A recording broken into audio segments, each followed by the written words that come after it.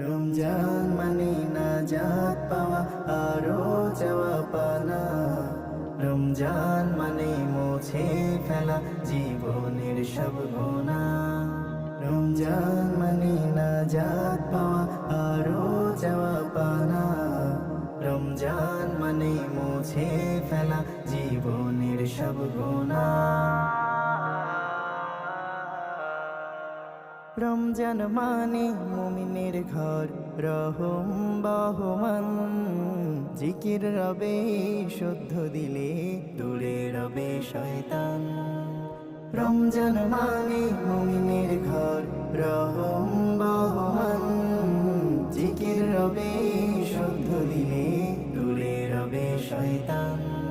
রমজান মানে কুরআন পড়ে প্রভুর কথা জানা। রমজান মানে মুছে